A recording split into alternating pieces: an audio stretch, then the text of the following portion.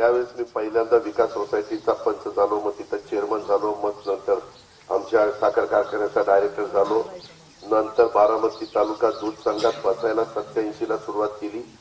4 वर्ष मी काम करत राहिलो आणि त्याच्या आधी तर मी 84 ला बारामती आपल्या छत्रपती कारखान्याचा संचालक झालो. माझं काय झालं, मी काही टीका समोरच्याला करायला गेलो तर ती माझा आहे पुतळे, ती आई मुलासारखा. पुन्हा आम्हीच आमच्या घरातल्यांची एकमेकाची निकाती करतो असं. नाही तर असं केलं की पुन्हा आमचा नाभिक समाज नाराज होणार. दादांनी असं केलं, त्यामध्ये ते मला करायचं नाही. मी पुन्हा तुम्हाला सांगतो, भावनिक त्या ठिकाणी होऊ नका. मी काकींना इलेक्शन झाल्यावर विचारणार आहे काय एवढा पुळका आला होता, त्यांना आठवतं तुम्हाला? त्यावेळेस मी विचारेन, परंतु आता विचारण्याची वेळ नाही. कधी आपल्या बारामतीमध्ये ही गोष्ट आपण केली नाही. एवढ्या निवडणुका लढवल्या. काल मला सांगितलं त्या महिलांना 500 रुपये रोजाने तिथं आणून बसवलं.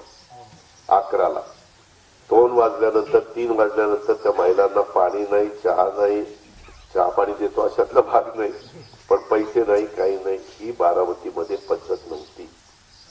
आता सगळ्या काही गोष्टी सुरू झाल्या. तर ठीक आहे, ज्याच्याकडे पैसे आहेत ते त्या ठिकाणी कशा पद्धतीने खर्च करतायत.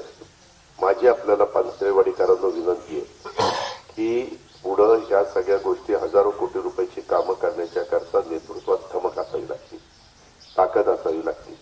उद्याच्याला फोन केला, समजा कुणी आलं आणि त्याच्या संदर्भामध्ये आपण फोन संपत आला आणि संपत्ती फोन करायला सांगितलं.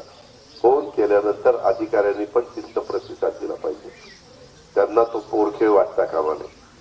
आणि म्हणून माझी आपल्याला सगळ्यांना विनंती आहे की या सगळ्याचा साकल्याने विचार त्या ठिकाणी करा.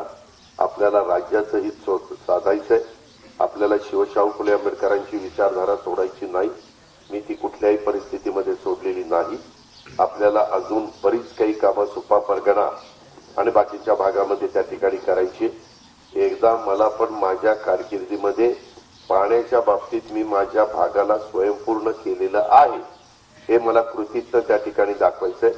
कारण साहेबांनी पण 67 पासून काम करताना जवळपास पहिले 70 आणि 80 90 23-24 वर्ष 24 वर्षामध्ये पाझर तलाव किंवा काही गोष्टी करण्याचा प्रयत्न केला, परंतु त्याच्यातनं आपला प्रश्न निघाला नाही. आता मात्र नवीन इलेक्ट्रिक पंप निघालेले आहेत, नवीन टेक्नॉलॉजी आलेली आहे, हाय स्पीडचे पंप आलेले आहेत, नवीन प्रकारच्या पाईपलाईन आलेल्या आहेत आणि खूप हजार हॉर्सपॉवरच्या मोटारी आलेल्या आहेत. आणि त्याच्यामुळं हे आता पूर्वीच्या तुलनेमध्ये थोडंसं शक्य झालेलं आहे. अशा पद्धतीनं आपल्याला ह्याच्या पण आम्ही कऱ्हा नदी आहे ना, तिथं पण केटीवेरचं रूपांतर जरा वेगळ्या पद्धतीनं आम्ही करतोय. आता नदीला पाणी आहे, परंतु ते केल्यानंतर पण दरवर्षी पाऊस पडल्यानंतर आपल्याला ज्या वेळेला पाणी अडवायचं